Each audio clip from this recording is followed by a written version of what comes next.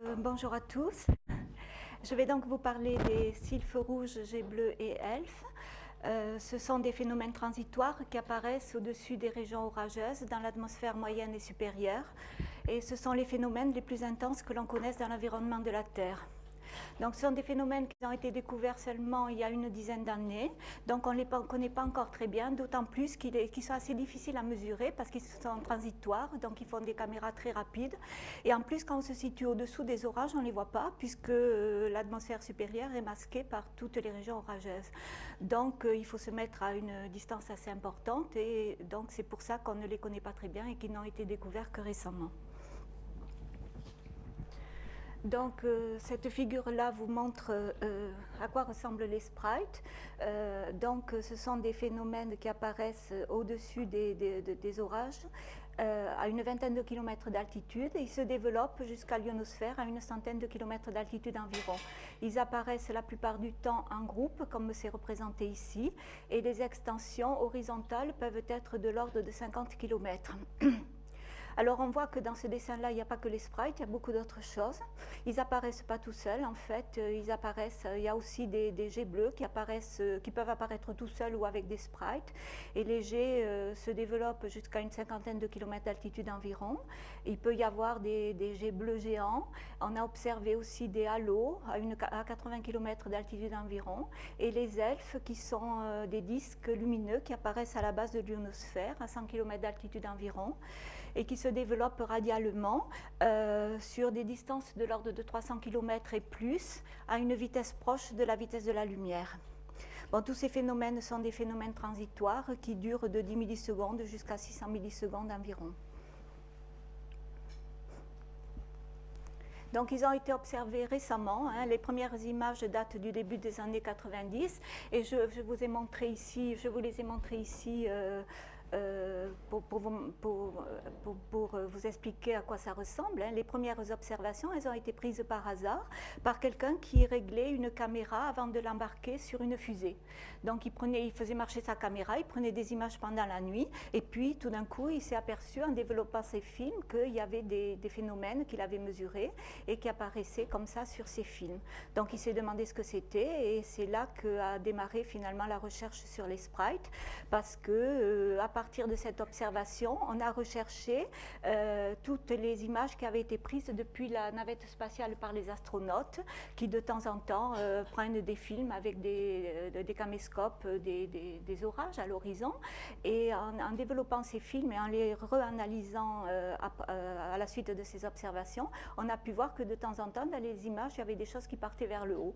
Donc on a commencé à penser qu'il se passait vraiment quelque chose qu'on ne connaissait pas dans l'atmosphère supérieure et cela a entraîné de premières expériences qui ont été faites par l'université d'Alaska qui a envoyé des avions dans les régions orageuses, des avions équipés de caméras pour prendre des films de ces phénomènes et on a pu voir la première image des sprites que vous voyez ici et qui montre que les sprites se développent de 20 km jusqu'à une centaine de kilomètres environ et les dimensions ont été estimées avec deux avions.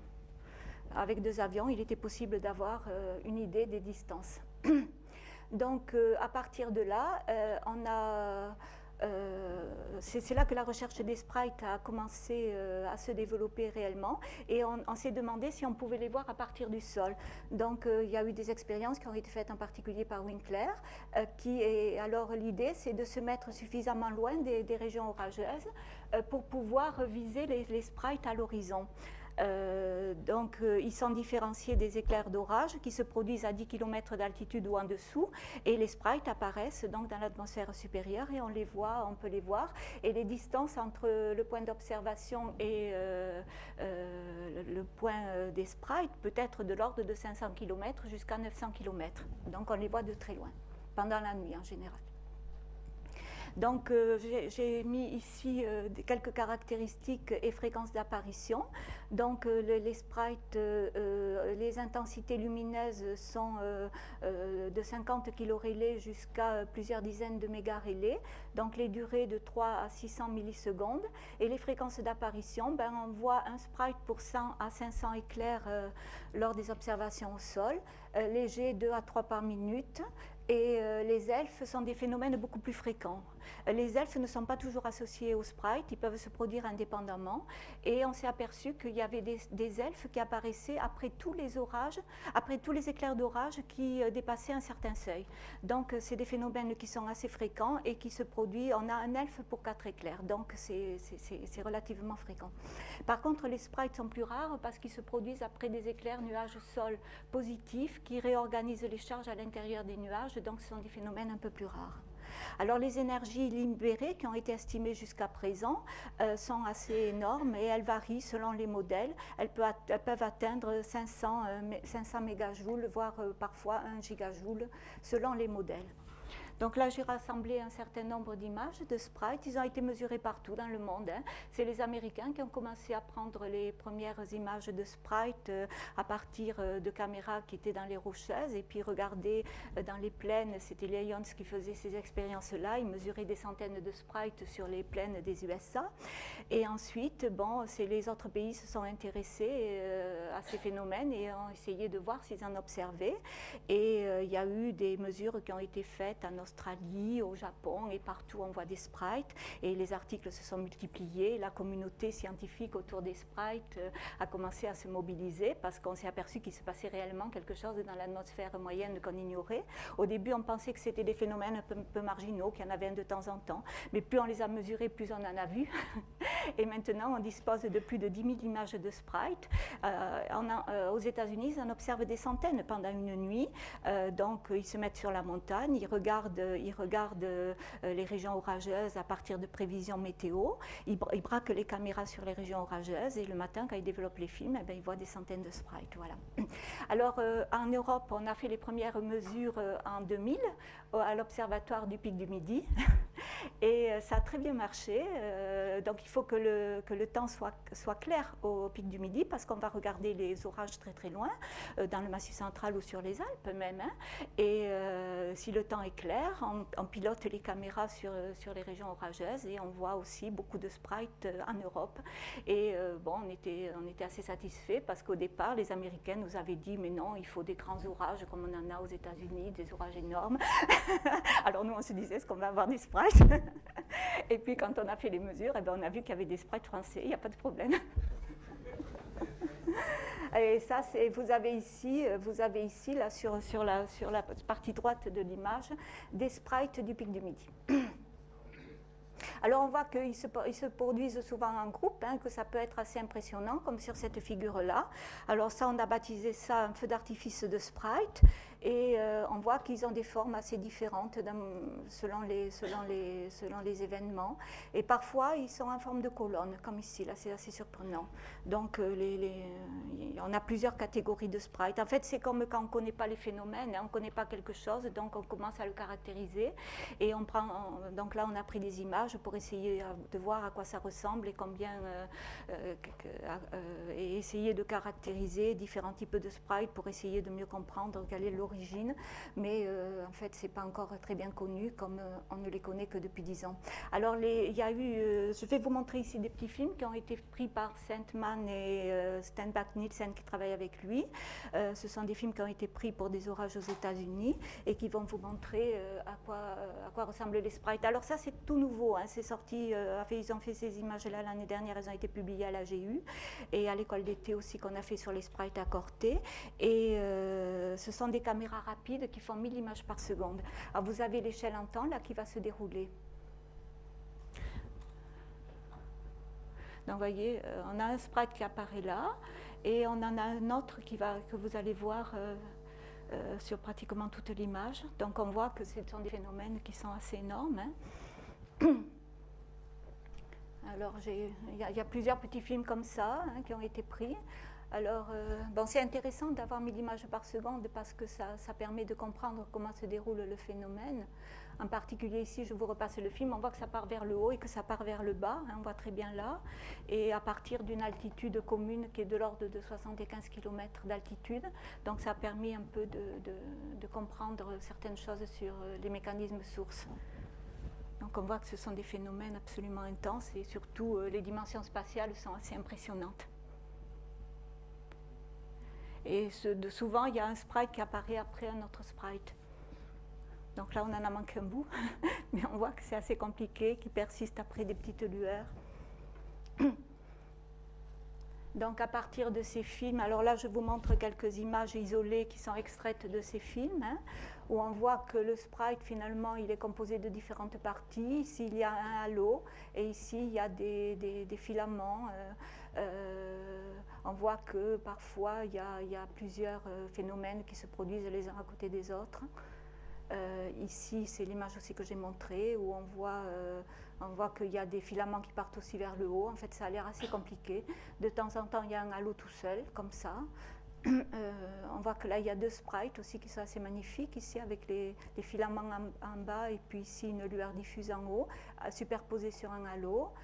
Et ça, c'est assez classique. Il y a beaucoup de sprites qui ont cette allure-là. Et on voit que de temps en temps, il y a des choses qui partent à la verticale et puis d'autres sur les côtés. Alors, on a vu des sprites en forme de palmier. Bon. On a vu aussi des phénomènes très compliqués, comme ici, qui montrent quand même qu'il se passe des choses assez importantes et on a beaucoup de mal à expliquer tout ça aujourd'hui. Alors les jets, alors on a vu aussi des jets bleus, c'est plus difficile à observer parce que c'est plus bas dans l'atmosphère. En fait, ils avaient été mesurés, hein, il y avait des photos comme ça qui avaient été prises dans le temps autrefois et qui n'avaient pas été expliquées, on ne savait pas trop ce que c'était, ce truc-là qui partait vers le haut. Et on dirait un sprite en forme de colonne mais isolé et qui monte moins haut que les sprites. Et donc cette photo-là est assez ancienne, je crois. Hein. Et on a vu des jets bleus géants, comme ici. Ça a été publié dans un article qui est sorti en 2003 dans Nature. Alors les jets bleus géants, c'est quoi? C'est peut-être des sprites qui ne se sont pas développés jusqu'au bout. On ne sait pas encore aujourd'hui. Mais il semble que les mécanismes soient relativement proches. Alors voilà, à partir des observations du sol, alors à partir de toutes ces observations, de ces 10 000 images, eh bien, on a réussi à pouvoir identifier un certain nombre d'événements, mais c'est assez difficile d'aller plus loin maintenant avec ces seules mesures. Donc on commence à faire des observations depuis l'espace, parce qu'il est quand même important de mesurer les sprites depuis le haut, parce que c'est privilégié, et on voudrait à partir du haut mesurer toutes les émissions possibles produites par les sprites, parce qu'il y a les émissions lumineuses, d'accord, mais on imagine qu'il y a beaucoup d'autres émissions qui se produisent en même temps et on aimerait tout mesurer à la fois depuis le haut. Alors qu'est-ce qui a été fait maintenant depuis l'espace? Des observations depuis la navette spatiale par une expérience qui était pilotée par les Israéliens et qui s'appelait MEDEX, et elle a volé sur la navette spatiale juste avant le terrible accident où ils ont perdu leurs astronautes et les astronautes aussi d'autres pays. Donc, mais ils ont récupéré les données et ils ont 6 heures d'observation, principalement au-dessus des orages. Alors, c'était une expérience où, sur la navette, il y avait l'astronaute qui avait la caméra dans les doigts, et puis il dirigeait la caméra sur les régions orageuses. Et les informations des régions orageuses lui étaient fournies à partir de prévisions d'orage qui étaient faites au sol. Donc, il était en liaison avec les gens au sol, et puis il pointait la caméra sur les orages. Et il a vu des images de sprites comme ça. Alors on voit ici le nuage où qui est éclairé par les éclairs intra-nuages. Et puis là, on voit les sprites qui partent vers le haut. On voit ici que là, il y a une image de elfe. C'est un elfe, ça, hein, avec un trou au milieu. Alors des fois, il y a un trou au milieu, des fois, il n'y en a pas. Et ils ont vu 1,1 sprite par heure. Et 2 événements par heure si on compte les halos plus les sprites. Donc je voudrais vous parler aussi maintenant d'un autre satellite dont on parle beaucoup actuellement puisqu'il a été lancé en mai 2004 et qui commence à fournir de premières données. Il s'agit d'une expérience qui s'appelle ISUAL sur Rocksat 2. Donc c'est une expérience qui a été mise en place par Taïwan avec les Américains, l'équipe de Mende. Donc on voit ici des images, on voit ici, ça c'est l'horizon de la Terre, et on voit ici le nuage d'un orage et puis les sprites qui partent vers le haut. Et ici on voit un elfe qui est à la limite de la visibilité de l'horizon. Donc ça, c'est une expérience qui est intéressante, mais il n'y a que des observations dans le visible. Donc, dans le satellite, ils ont mis un certain nombre de photomètres. Les photomètres donnent une information intégrée de ce qu'il y a dans une image avec une bonne résolution temporelle. Et ils ont des images aussi comme celle que vous voyez ici. Mais il ne fait que des observations dans le visible à l'horizon. C'est-à-dire qu'on peut voir ça comme un complément de ce qui se fait au sol. Au sol, on a des images à l'horizon et depuis visuel, on a encore des images à l'horizon. Donc, pour le moment, il n'y a pas eu de corrélation de fait avec les mesures au sol. Et ah oui, ce qu'il faut savoir aussi, c'est que ce sont des images qui sont faites aussi à un temps local fixe. Le temps c'est un satellite héliosynchrone. Donc, il fournit des images à 21h30 et à 9h30 le matin, mais toujours à la même heure en temps local. Donc, on n'a pas idée de la variabilité. Donc ça, c'est des images aussi, une série d'images que je vous montre. Ils ont une caméra rapide, elle fait 30 images par seconde. Donc on a ici une séquence avec des images successives. Donc on voit ici l'orage, le nuage, avec le sprite qui apparaît au-dessus, et puis là, il n'y a rien, et puis là, il y en a un autre, il n'y a rien, et puis là, il y a d'autres sprites.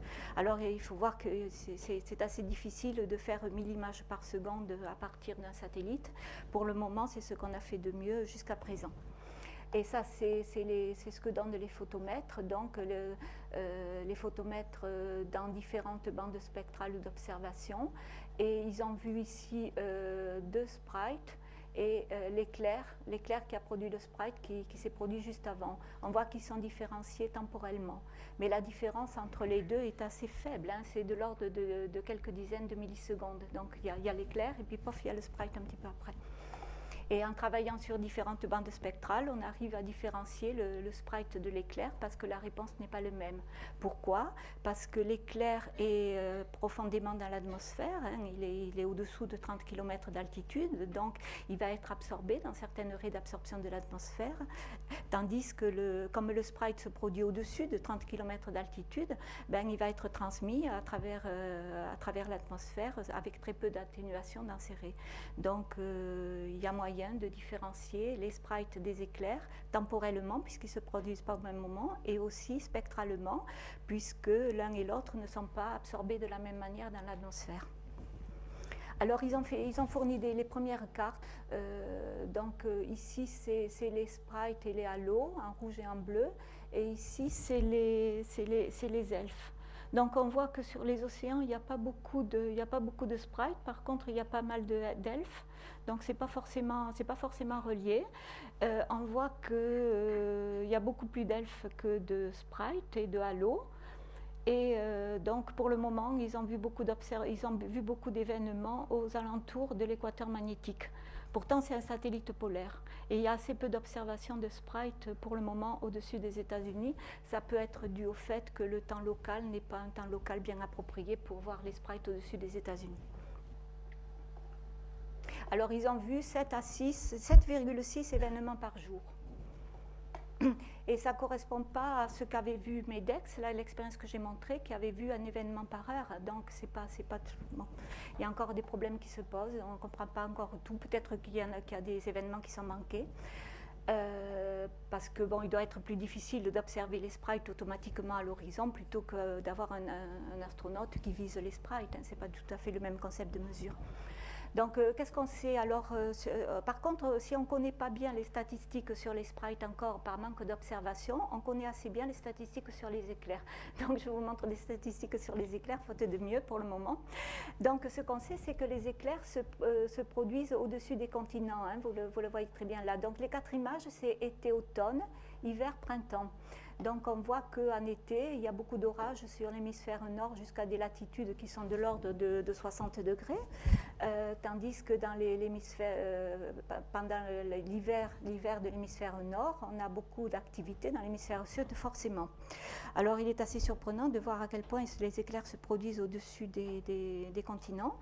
Ce sont des images que vous pouvez trouver sur les sites de la NASA. Hein, c'est les satellites OTD, Expérience LIS. Donc à partir de ça, qu'est-ce qu'on sait? Qu'il y a 44, plus ou moins 5 flashs par seconde partout dans le monde, en global. Hein, c'est une statistique globale. Alors si on suppose qu'il y a un sprite pour 100 à 500 éclairs, on arrive à un chiffre de 5 à 20 sprites par minute d'une façon globale. Donc, il y a d'autres approches avaient prédit 7 sprites par minute. Donc, on a une petite idée de ce qui pourrait se passer, bien qu'on ne sache pas encore très bien, ça n'a pas été confirmé. Et ce qu'on a estimé, c'est qu'un satellite pouvant observer 500 sur 500 km pourrait observer quelques sprites par nuit. Alors, bon, je vais passer maintenant dans une seconde partie et vous dire quelques mots sur ce qu'on imagine aujourd'hui sur les mécanismes impliqués. Donc, il y a une théorie un peu conventionnelle que je vais exposer tout d'abord. Alors, qu'est-ce qui se passe quand il y a un sprite? Il y a un orage ici avec un nuage et il se produit un éclair nuage-sol positif, c'est-à-dire que les charges positives du nuage vont être ramenées vers le sol. Alors, il reste des charges négatives au sommet des nuages qui vont être accélérées vers le haut par les champs électriques intenses des orages. Et il va se produire un sprite. Pourquoi? Parce que le champ électrique des orages que j'ai représenté ici en fonction de l'altitude, il décroît lorsque l'altitude augmente. Mais il y a le seuil du champ électrique qui va produire un claquage de l'air qui décroît encore plus vite quand l'altitude augmente, parce que l'atmosphère est raréfiée. Alors ce qui se passe, c'est qu'au-dessus de 75 km d'altitude, on va avoir les champs électriques de l'orage qui vont dépasser le seuil de claquage, donc émission lumineuse. Et ça avait été prédit dès 1925 par Wilson. Et il avait dit qu'il pourrait se passer quelque chose dans l'atmosphère supérieure, mais on l'a mesuré que maintenant. Donc, les mécanismes sources, c'est basé sur cette théorie-là, hein. Mais il peut y avoir des champs électriques quasi statiques ou des impulsions électromagnétiques. Bon, il y a plusieurs théories qui ont apparu, mais à la base, les phénomènes sont un peu les mêmes. Et ce qu'il faut savoir, c'est que les champs électriques sont assez intenses, hein. Pour produire ces phénomènes-là, on imagine des champs électriques de l'ordre de 100 volts par mètre à 40 km d'altitude. Donc, par contre, l'impulsion électromagnétique qui est produite par tous les éclairs d'orage, qu'ils soient positifs ou négatifs, peut faire atteindre aussi le seuil de claquage de l'air à haute altitude, et on pense que c'est à l'origine des elfes. Donc, les elfes seraient produites par l'impulsion électromagnétique de la plupart des orages. À partir d'1 sur 4, on arrive à les mesurer avec des caméras sensibles, et les sprites se produisent après des éclairs positifs parce qu'il y a un champ quasi statique qui est suffisamment important pour provoquer un claquage de l'air. Alors, il y a eu pas mal d'études qui ont été faites par Pasco, et en fait, la théorie que je vous ai exposée, ça explique ce qui se passe au-dessus de 75 km, mais on a pu voir qu'il y avait des choses aussi en dessous, et que des fois ça partait vers le haut, et puis ça partait vers le bas, que c'était relativement compliqué. Donc, ce qui se passe, c'est qu'on a découpé les sprites en différentes régions. Il y a ici en haut une région diffuse, qui est produite par ce claquage de l'air, une région de transition, et en bas, il y a des filaments. Et les filaments ne sont pas bien expliqués encore pour le moment. On a fait intervenir des théories de type fractal, mais pas seulement, d'autres théories encore. On se pose encore beaucoup de questions sur les filaments, on ne sait pas très bien par quoi c'est produit.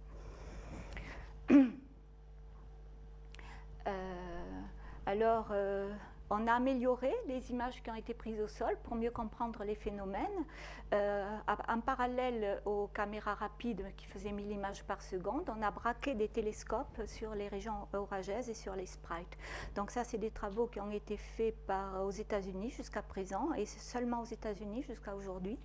Et je vous montre ces images-là qui sont assez jolies. Vous avez ici un sprite ici, et puis ici, le télescope était braqué sur cette région des sprites. Et on a pu voir que c'était formé de tout plein de filaments qui ont des tailles assez petites. Hein. La taille des structures, c'est 60 à 200 mètres, dans la gamme d'altitude 60 à 85 km. Et on a encore ici le même type d'observation, avec une image de sprite ici, et puis tous ces filaments, ça part de tous les côtés, c'est assez étrange, et pour le moment, on n'a pas encore bien compris tout ce qui se passe dans les sprites. Alors, il y a une autre théorie qui est apparue, qui a été proposée par Roussel-Dupré-Gurevitch, qui consiste à dire qu'il y a une avalanche d'électrons relativistes qui est injectée dans l'ionosphère et la magnétosphère. Alors, qu'est-ce qui se passe? Quand il y a un éclair positif qui va ramener les charges positives vers le sol, il persiste des électrons au-dessus des orages, et ces électrons sont accélérés vers le haut.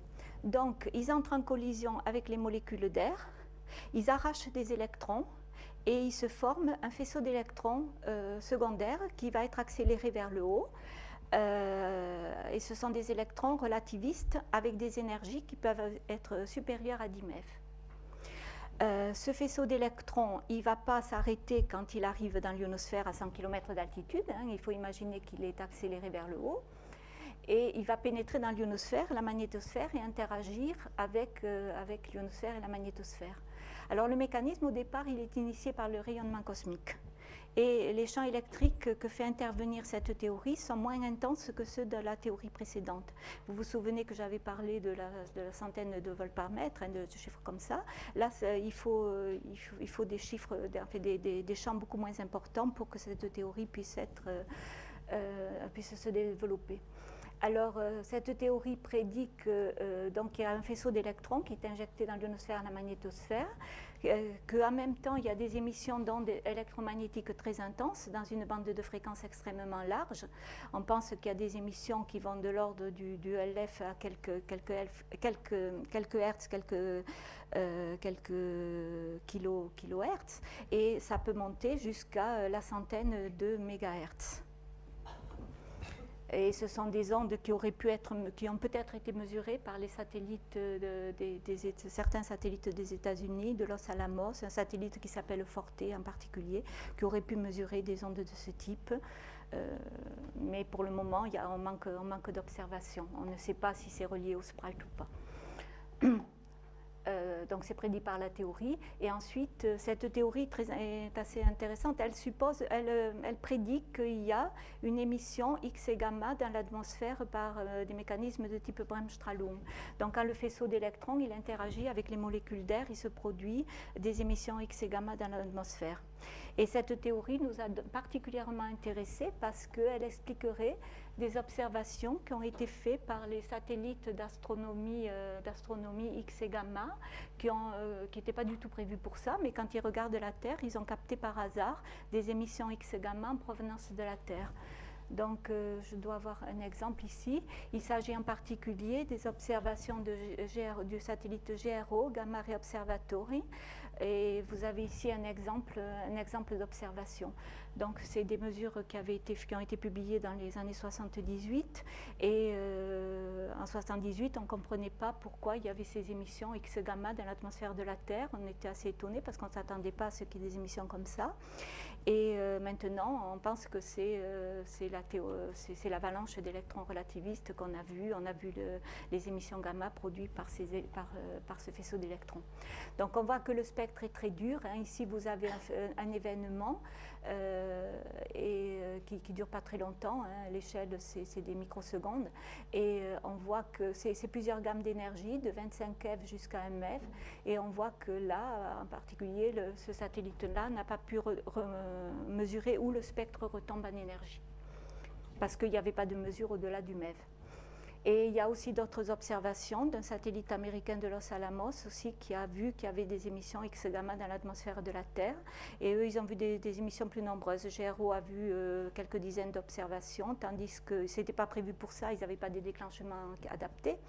Et l'autre satellite de Los Alamos en a vu davantage. Et ils ont surtout vu, ce qui est assez intéressant, c'est qu'il y avait davantage d'émissions après des éruptions volcaniques intenses comme le Pinatubo. Alors bon, on s'est demandé pourquoi les volcans pouvaient avoir une action comme ça sur les émissions X-gamma dans l'atmosphère.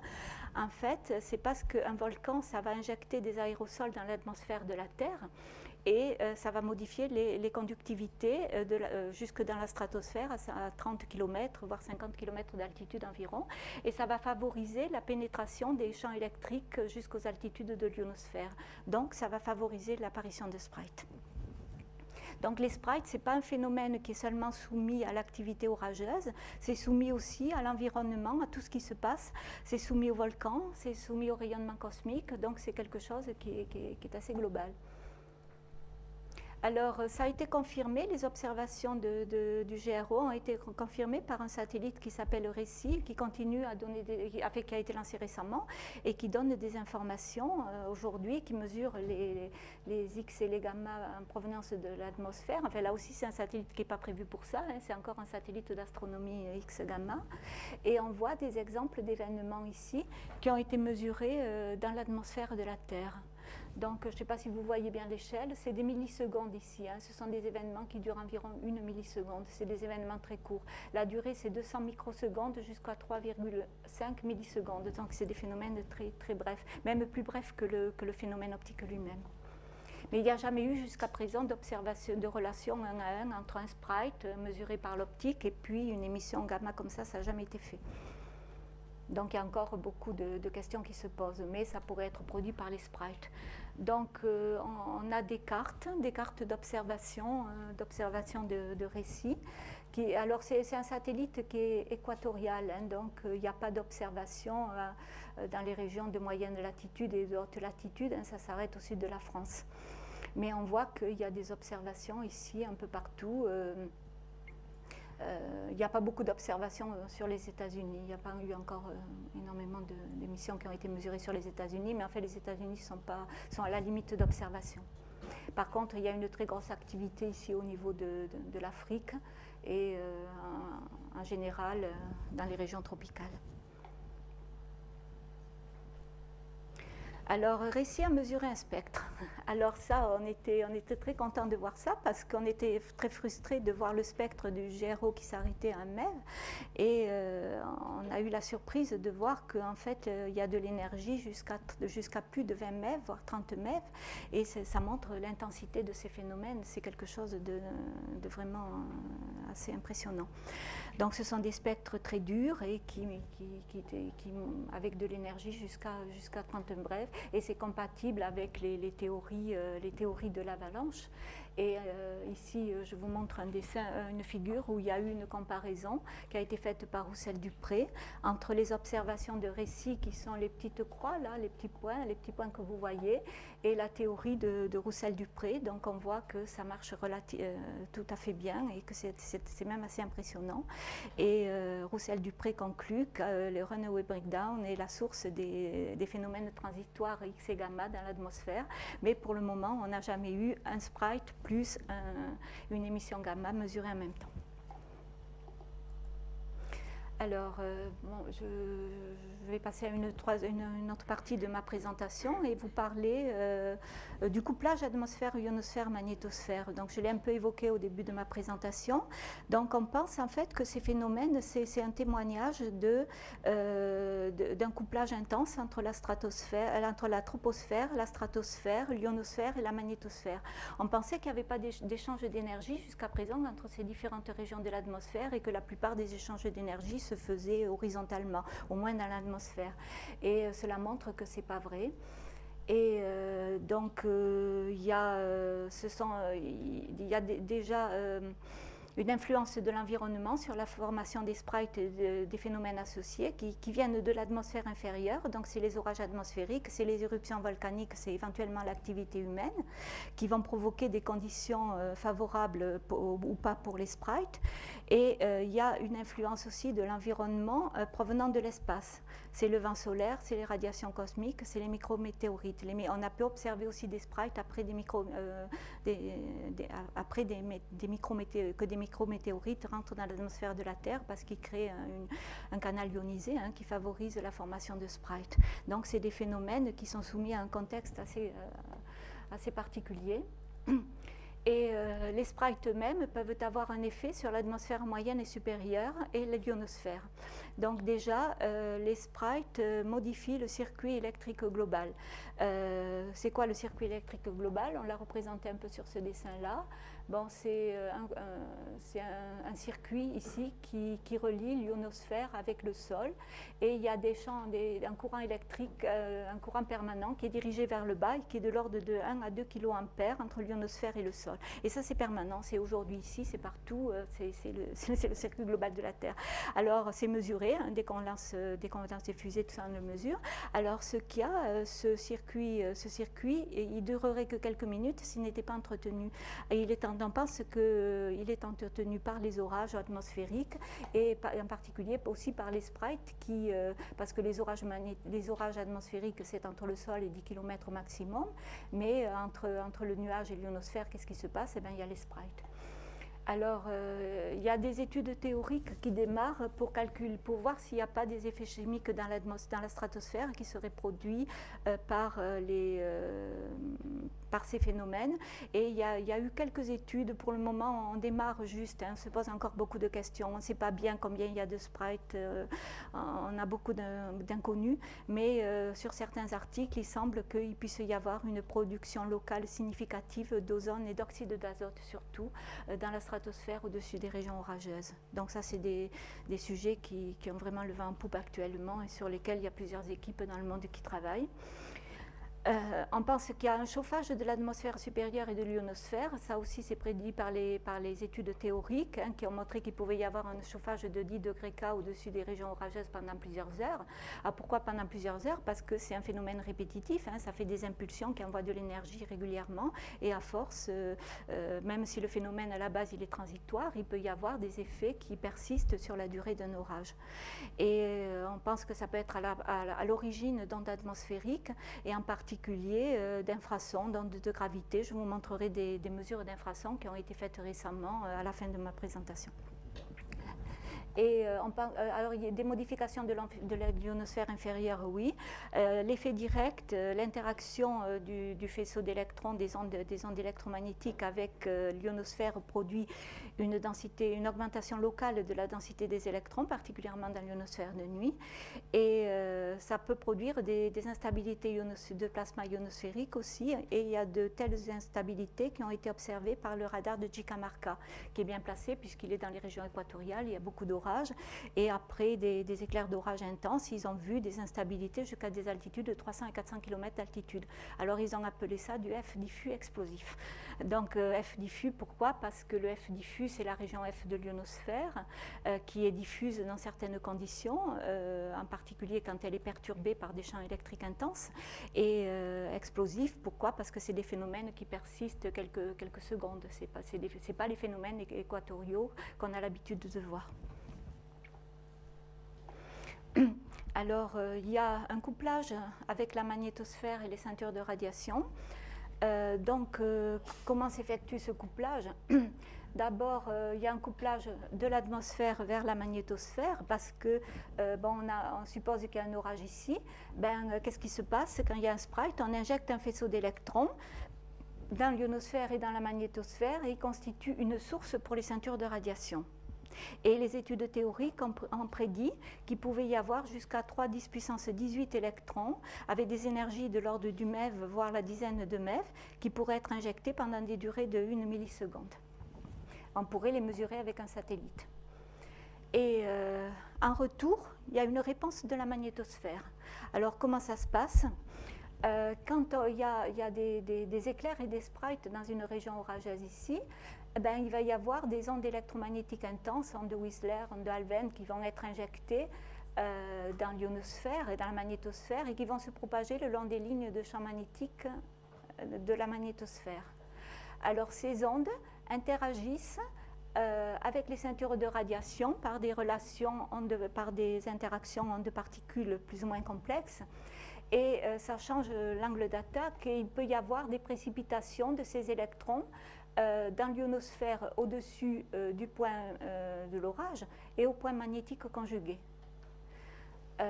Donc, le résultat, ça va être qu'il va y avoir des électrons qui sont injectés dans l'ionosphère inférieure, il va y avoir une modification de la densité électronique au-dessus des orages, et ça va être renforcé par l'effet direct dont j'ai parlé, qu'il pouvait y avoir de l'ionisation produite par l'effet direct des sprites. Donc l'ionosphère va baisser en altitude, et en fait il va se produire, ça va être des conditions plus favorables à l'apparition de nouveaux sprites. Et ça peut expliquer pourquoi il y a davantage de sprites à la fin d'un orage qu'au début. Pourquoi? C'est parce que plus il y a des éclairs, plus il y a de sprites, il commence à y avoir des éclairs, ça va baisser l'ionosphère la hauteur de l'ionosphère, et puis il va se produire encore des sprites, ça va baisser encore, et puis les sprites se produisent à la fin des orages. Donc tout ça, c'est pas encore bien connu. Dans tout ce que je vous ai dit, il y a beaucoup d'idées, beaucoup d'études théoriques, et on est loin de connaître tout ça et d'avoir tout compris, tout ce qui se passe. C'est pour ça qu'il y a une communauté qui est aussi importante, qui se met en place autour des sprites, parce qu'on aimerait répondre à ces questions-là. C'est de la physique qui est un peu nouvelle.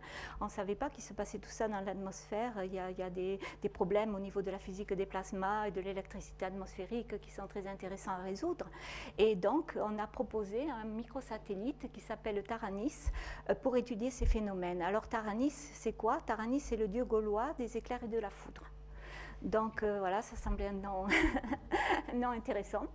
Donc Taranis, c'est un microsatellite du CNES, c'est les programmes CNES, les programmes Myriade. Donc il y a déjà Déméter, il y a Parasol, et on a proposé Taranis pour la suite.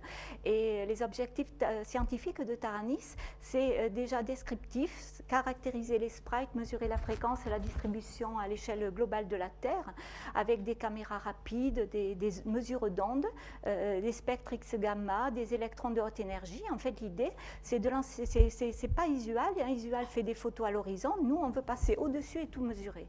Donc c'est un défi, ça n'a jamais été fait jusqu'à présent, et on veut déterminer l'influence de la latitude magnétique, de l'activité volcanique, de tout l'environnement qui peut être favorable ou pas au sprite. Pourquoi la latitude magnétique? C'est parce que dans les régions équatoriales, sous l'équateur magnétique, il se peut que ce phénomène soit influencé par le fait que le champ magnétique est horizontal et que ça inhibe ces phénomènes. En fait, ce n'est pas prouvé parce qu'on a bien vu sur les dessins de récits et autres qu'il y avait beaucoup d'émissions à l'équateur, donc on ne comprend pas bien, mais en fait, il y a des choses certainement à regarder puisque actuellement, on ne sait pas bien l'effet de la latitude magnétique. Alors l'intérêt de mesurer aussi tous ces phénomènes-là, c'est de mieux comprendre les mécanismes impliqués. Donc on veut déterminer la nature des phénomènes déclencheurs, on veut déterminer l'influence du rayonnement cosmique. Donc là on utilisera des moniteurs à neutrons au sol ou d'autres satellites en liaison avec les mesures du satellite. Et on veut déterminer donc les mécanismes sources. Et si on a toutes ces mesures-là que j'ai rappelées ici, les spectres, les électrons de haute énergie, les ondes avec les caméras qui vont donner l'endroit où se situe les sprites et les elfes et les G, eh ben, on pourra déterminer mieux les mécanismes sources. C'est-à-dire, ce sera très facile de pouvoir dire, ah tiens, il y a un sprite, il y a une émission lumineuse, mais il y a aussi des X et des gamma, il y a aussi des électrons, donc c'est le but, ça n'a jamais été fait jusqu'à présent. Et c'est l'originalité de notre projet. Et on veut étudier la nature des phénomènes de dissipation explosive d'énergie. Alors qu'est-ce que c'est ça? C'est-à-dire on voudrait savoir comment le sprite, le faisceau d'électrons associés, il va se dissiper dans l'ionosphère, la magnétosphère, et qu'est-ce qui se passe exactement. Alors là c'est intéressant d'avoir des X et des gamma et puis des électrons de haute énergie. Pourquoi? Parce que les X et gamma représentent directement la source, tandis que les électrons de haute énergie vont subir peut-être davantage la dispersion. Donc ce sera intéressant de regarder les deux. Et puis on veut bien sûr mesurer l'influence globale, c'est-à-dire l'impact de ces phénomènes sur l'atmosphère supérieure, l'ionosphère, la magnétosphère. Donc ça c'est très ambitieux et on ne pourra pas le faire uniquement avec les données du satellite. Les données du satellite vont être importantes, mais on utilisera aussi des mesures au sol, des mesures de radar ionosphérique, des mesures, toutes sortes de mesures, des mesures optiques, des mesures d'ondes mesurées au sol. Et ce sera important d'avoir les deux pour pouvoir bien comprendre qu'est-ce qui se passe et avoir des données à l'origine, assez près des sprites, et puis des données vues vers le haut, vues vers le bas. Bon, ce sera très complémentaire. Et puis éventuellement des données d'autres satellites. Il pourra y avoir des ballons aussi pour mesurer la chimie de l'atmosphère moyenne. Donc les spécificités de Taranis, c'est d'observer au nadir, donc pour mesurer à la fois les émissions lumineuses et les gamma et les faisceaux d'électrons, donc ça j'ai déjà dit. Et puis, donc, c'est d'avoir une instrumentation et des modes de mesure adaptés à des phénomènes transitoires. C'est assez rare qu'on s'intéresse aux phénomènes transitoires depuis l'espace. Je crois qu'on est un des premiers, peut-être un des premiers satellites à faire ça, parce qu'en général, les satellites d'observation de la Terre font des mesures sur des échelles de temps qui ne sont pas comparables. Donc, le satellite sera basé sur des mesures déclenchées. Et la spécificité aussi, c'est de rassembler une instrumentation et une équipe multidisciplinaire. On n'a jamais mis tous ces instruments-là en même temps sur un satellite. C'est la première fois. Alors, il y a une difficulté. Alors, la difficulté, c'est de mesurer tout ça depuis le haut. En fait, c'est l'idée générale du satellite, mais ce n'est pas facile. C'est peut-être pour ça que personne ne l'a jamais fait jusqu'à présent. Pourquoi? Parce que quand on observe à l'horizon, tout va bien. On a l'orage qui est à 10 km et puis on a le sprite qui est à 50 km, donc on voit les deux l'un sur l'autre. Mais par contre, si on veut mesurer depuis le haut, on aura tout superposé. Et là, je l'ai montré, on le voit bien sur ce dessin-là, où il y a un orage ici, avec les éclairs intra-nuages, et puis le sprite. Donc, si vous mesurez depuis en haut, bon, à l'horizon, ça va. Si vous mesurez depuis en haut, vous aurez tout superposé et vous ne saurez pas ce qui se passe. Donc, c'est une difficulté. Et il y a moyen de faire quand même quelque chose en faisant de la différenciation spectrale. Donc, on ne va pas faire des mesures dans le visible large bande, on va plutôt faire des mesures dans des bandes adaptées. Et les bandes que l'on cherche, ce sont des bandes où il y a une très forte absorption de l'atmosphère, de façon à ce que les éclairs soient absorbés et que les sprites ne le soient pas, et qu'à partir du haut, on voit les sprites et pas les éclairs ou tout ce qui vient de la Terre. Donc, comme c'était un concept de mesure très original et assez novateur, on l'a validé sur la Station spatiale internationale. Un champ d'investigation qui est moins habituel, qui est celui de l'observation de la Terre, avec l'expérience LSO pour analyser mieux ces phénomènes un peu spécifiques que sont les sprites au moment d'éclairs importants dans l'atmosphère. Et donc essayer d'apporter aux scientifiques une confirmation que leur technique est la bonne pour qu'ensuite eux puissent développer le satellite automatique qui leur permettra pendant de longues durées de collecter les données pour interpréter le résultat. Donc vous avez vu notre petite expérience. Donc il s'agit de 2 petites caméras qu'on a montées sur la station spatiale à l'occasion du vol de l'astronaute Claudie Aigneret, et donc quand elle était astronaute. Et il y avait deux petites caméras qui étaient sur une plaque fixée sur le hublot de la station. Alors il faut dire que le hublot il fait 20 cm, donc on n'a pas le droit à avoir des grosses caméras. On avait des toutes petites caméras comme ça, des micro-caméras, et très sensibles, qui avaient été développées d'ailleurs pour le projet Rosetta. Et donc on a pris un hublot qui vise le sol et on a pris des images des orages en utilisant un filtre adapté. Et l'expérience était automatique. L'astronaute avait juste à rentrer le temps de début de l'expérience, le temps de fin de l'expérience et les paramètres d'orbite de la station.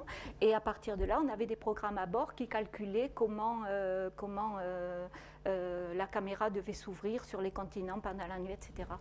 Donc, ça c'est un dessin des raies d'absorption que l'on a utilisées. Donc là, vous avez ici en rouge et en bleu un spectre des sprites. Donc là, c'est l'UV, là, c'est l'infrarouge. Et on a pris la raie la plus intense du sprite ici que vous voyez là. Pourquoi? Parce qu'elle est dans une bande d'absorption de l'atmosphère. Donc ça, c'est la transmission atmosphérique. Et quand on est en bas, ça veut dire que c'est très absorbé. Donc on est très absorbé dans l'UV. L'UV, ça pourrait être une bande intéressante aussi pour faire des observations depuis le haut, mais on ne l'a pas fait jusqu'à présent. Ça a été fait un peu sur Visual.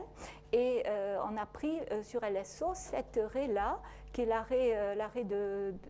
raie d'absorption de la bande d'absorption de l'oxygène.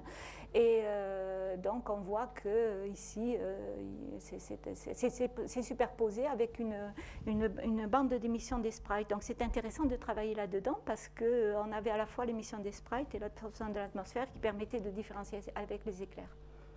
Donc ça, c'est des spectres aussi, ça c'est la même chose, c'est un spectre source ici avec la raie qu'on a utilisée. Ça c'est un sprite mesuré au sol, un spectre au sol. Alors par contre au sol, la raie disparaît. Pourquoi? Parce que quand on observe à partir du sol, eh bien, c'est absorbé, donc on ne la voit pas la raie. Par contre, quand on observera depuis le haut, eh bien, comme on se situe au-dessus de l'atmosphère, eh bien, ce sera transmis sans problème. Et on voit aussi que il n'y a pas, ça c'est un spectre d'éclairs mesuré au-dessus d'un orage, et on voit qu'il n'y a pas d'émission des éclairs dans cette bande. Pourquoi? Parce que c'est absorbé tout de suite. Donc voilà, alors ça c'est un exemple d'image que l'on a mesuré avec notre expérience. C'est un, oh, pardon, excusez-moi. Ça c'est un très bel exemple de... il y a deux événements différents que l'on voit ici.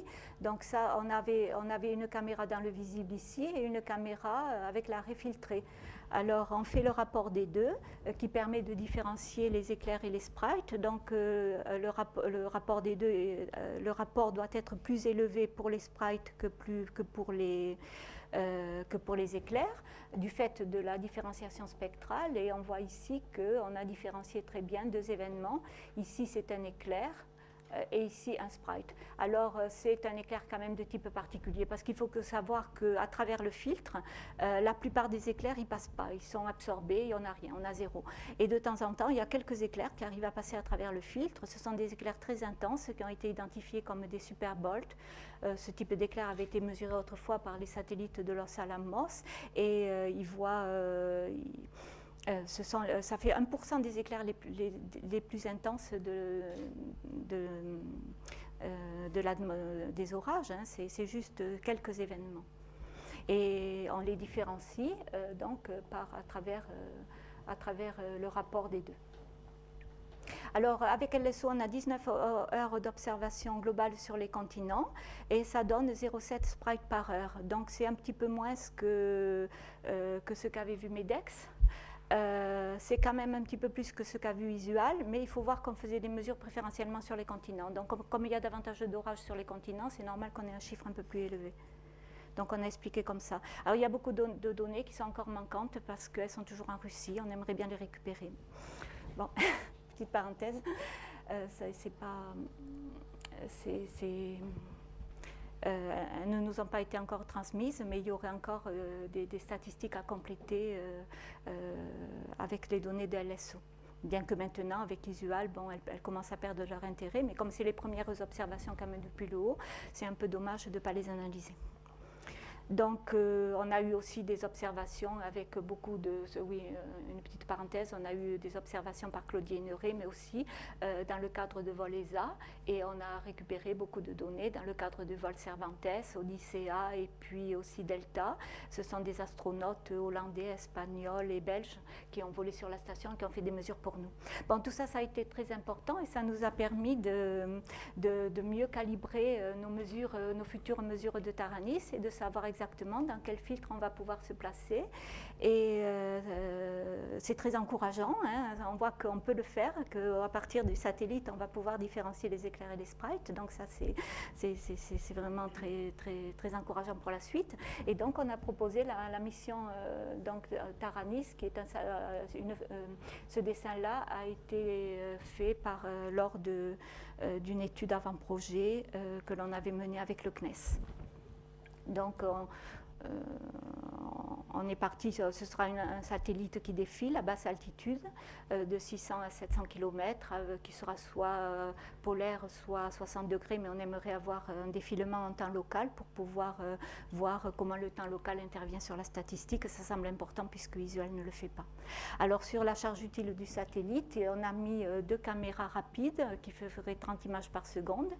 On a mis des photomètres aussi pour pouvoir mesurer avec une résolution temporelle plus rapide que les caméras. On espère aller jusqu'à 0,1 milliseconde.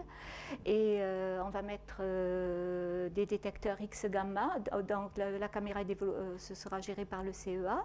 Il y a des X et gamma qui seront faits en collaboration avec Los Alamos National Laboratory.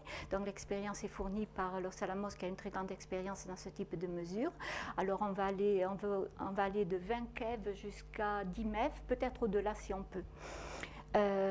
Ensuite, il y a le CESR qui participe à cette expérience avec le Danish Space Research Institute, les Danois.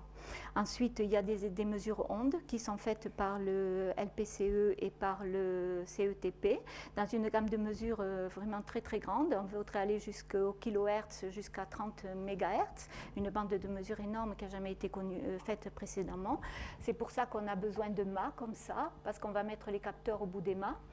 Et ils ont besoin, parce qu'il y a l'environnement du satellite qui fait du bruit électromagnétique, on est obligé de les éloigner. Et donc cette expérience est pilotée par le LPCE, qui est PI de la manip. Ensuite, qu'est-ce qu'on a d'autre? Les électrons de haute énergie. On a des électrons de haute énergie aussi avec lesquels on veut mesurer le faisceau d'électrons, et puis aussi les électrons qui précipitent en provenance de la magnétosphère, des ceintures de radiation. Voilà. Donc ça fait un ensemble instrumental qui est assez complet pour mesurer l'ensemble des émissions produites par les sprites, et on espère avoir de très beaux résultats avec ce satellite. Et il y a aussi, on a rassemblé une équipe très importante, on voit, avec différents laboratoires et des gens dans tous les domaines, dans les domaines de l'atmosphère, de la magnétosphère, de l'ionosphère. Enfin, c'est assez intéressant. Donc, alors, pour terminer, si j'ai encore un peu de temps, je vais dire quelques mots sur ce qu'on fait au sol, parce que bon, le satellite, c'est super, mais on a aussi besoin d'avoir des mesures au sol pour faire des corrélations. Et on est en train d'organiser actuellement des campagnes de mesure au sol en Europe. Et il y a eu un premier projet européen qui a été financé et qui est en cours de déroulement actuellement, et qui s'appelle CAL, Coupling of Atmospheric Layer.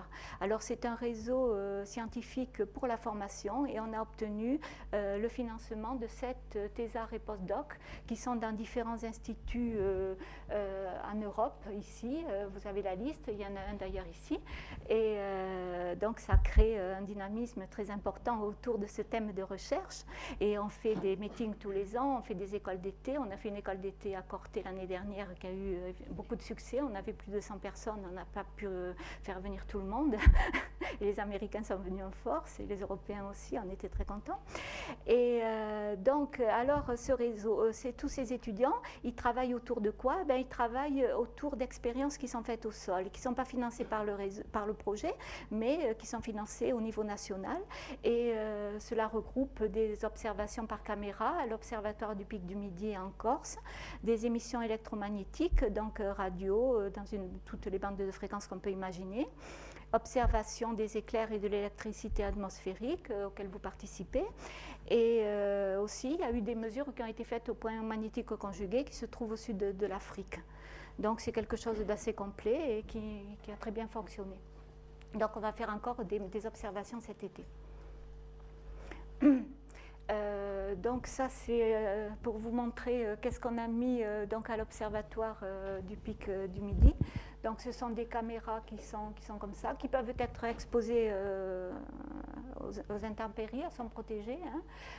Elles sont pilotées à distance par Internet.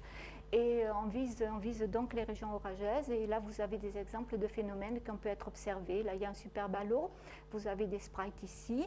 Et donc, c'est important. Ça donne les informations sur la présence de sprites pour les autres expériences. Et on a eu plus de 100 sprites observés en 2003 pendant une dizaine d'orages.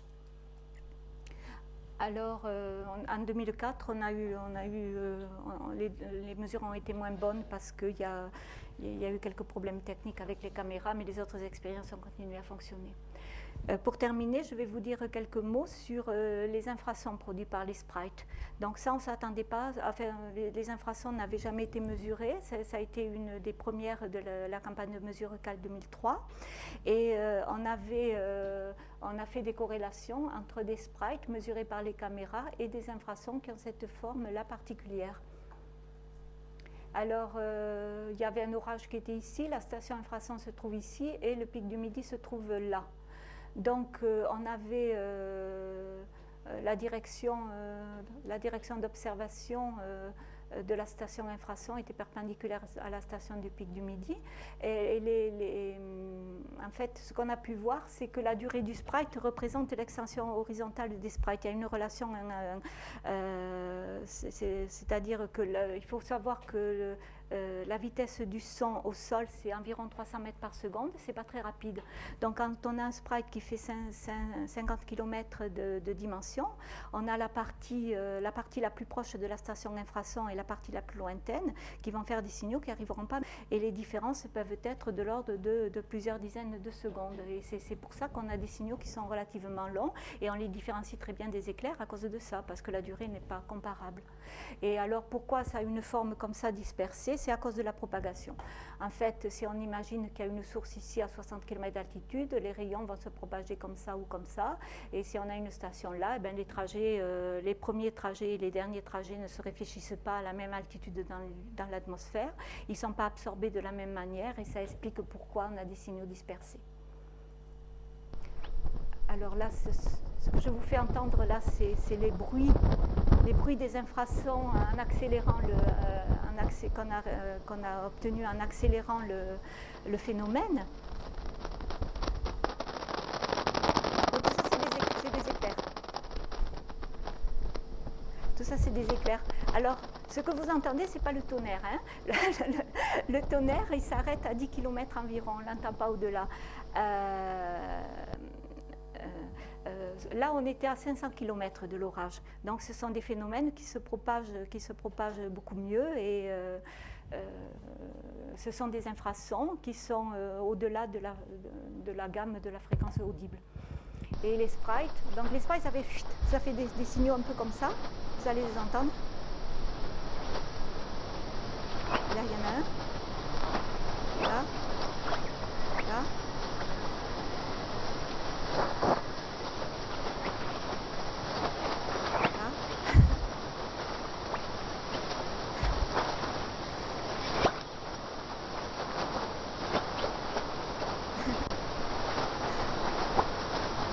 Voilà, tout ça c'était des sprites, c'est un orage à sprites. Donc ça se traduit comme ça. Et donc c'est important de pouvoir aussi mesurer les sprites comme ça parce que d'abord ça peut permettre des mesures de jour qui sont difficiles par les caméras. Et comme on a des réseaux d'une 60aine de stations dans le monde, on espère pouvoir faire quelques études globales aussi à partir des infrasons. Sauf que la portée, elle n'est pas très très grande quand même. On va jusqu'à 1000-1500 km, donc on ne couvrira jamais toute la Terre. Mais enfin, il y a quand même des choses à faire autour de ce type de mesures qui ont beaucoup intéressé aussi la communauté. Donc voilà, je vous remercie de votre attention.